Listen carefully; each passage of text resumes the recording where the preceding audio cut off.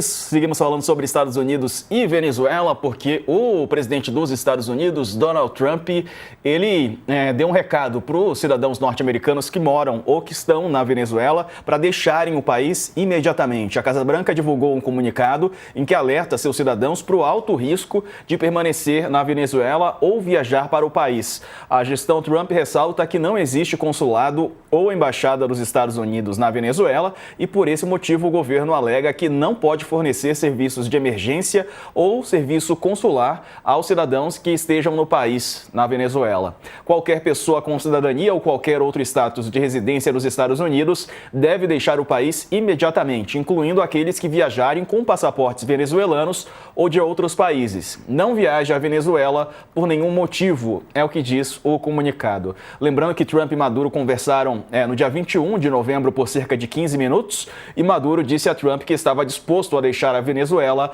mas pediu anistia legal total. O venezuelano pediu a remoção de todas as sanções dos Estados Unidos a ele e aos familiares e a mais de 100 autoridades do governo. Maduro pediu que a vice-presidente Delcy Rodrigues administrasse um governo interino antes de novas eleições. Trump rejeitou a maioria dos pedidos, mas deu a Maduro o prazo de uma semana para deixar o país em direção a um destino da escolha dele próprio. O presidente dos Estados Unidos confirmou no domingo que havia conversado com Maduro, mas não deu detalhes. Conosco, o professor de Direito Internacional, Manuel Furriela. Professor, bem-vindo. Uma boa noite para o senhor. E aí, será que dessa vez haverá uma investida mais forte, militar, talvez, dos Estados Unidos, com esse aviso para saírem os cidadãos americanos da Venezuela? Uma boa noite. Boa noite. Nos últimos 3, quase 4 meses, o governo norte-americano ele escalou uma série de movimentos para pressionar o governo venezuelano. Então, primeiro começaram os movimentos da Marinha, movimentos militares ali na região do Caribe, que foram se intensificando e que o ápice, o auge foi com o deslocamento do maior porta-aviões e mais poderosa embarcação do mundo todo. Um porta-aviões norte-americano realmente muito poderoso também foi deslocado para a região. E outros movimentos políticos também foram muito importantes.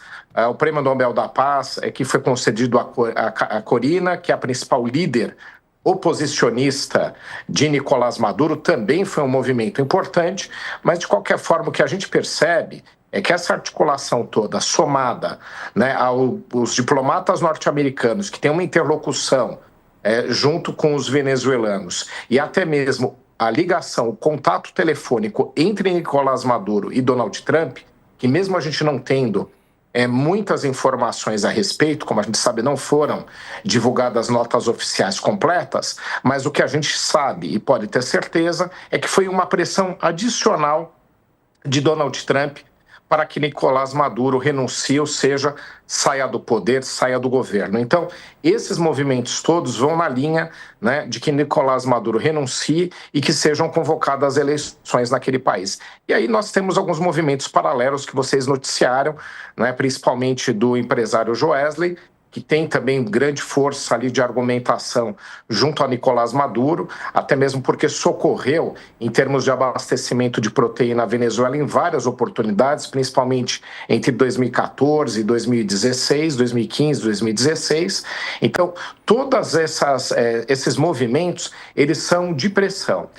O que a gente acredita, analisando esses últimos movimentos, é de que somente partirá para algum tipo de intervenção militar direta dentro do território venezuelano, o governo norte-americano somente partirá para esse movimento, caso não consiga êxito nos movimentos que nós estamos mencionando aqui, nos movimentos de pressão. Então, esse é o cenário, até mesmo porque uma intervenção militar ela terá muita crítica internacional e ela pode trazer grandes riscos à gestão Donald Trump e trazer também críticas perante a população eleitoral do americano, que, como a gente sabe, não tem apoiado da mesma forma que tinha o governo Trump quando ele foi reeleito.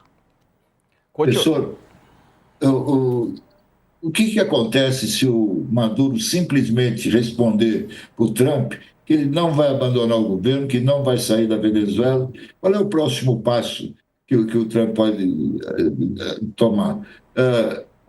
Invadir a Venezuela por terra, né, com tropas, que você já falou que não está nos planos. O que o Trump pode fazer se o Bolsonaro simplesmente se recusar a deixar o poder? Ótimo ponto, prazer em também falar contigo.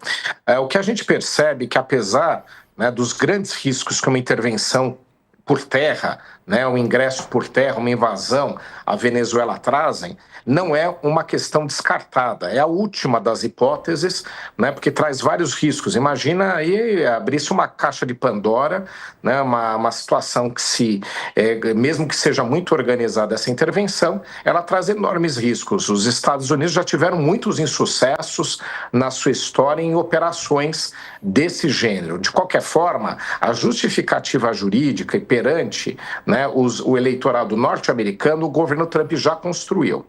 Ele só teria duas hipóteses para ingressar militarmente dentro da Venezuela. Uma seria com autorização do Conselho de Segurança da ONU, né, com autorização, portanto, da ONU, que é em casos onde você tem risco à segurança internacional. O Conselho de Segurança, ele toma decisões desse tipo. E mesmo assim, tem que ter votação no Conselho de Segurança entre os 5 integrantes e com direito a veto de outros 4, né, que são 5 com direito a veto. Então, essa possibilidade, ela inexiste.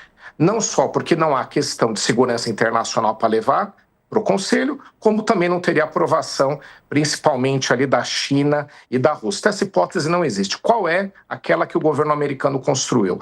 A de incluir como organizações terroristas internacionais, organizações, 2 delas principalmente, que são criminosas venezuelanas e que realmente são organizações muito poderosas. Então a construção, o discurso essas organizações criminosas, elas são grupos terroristas.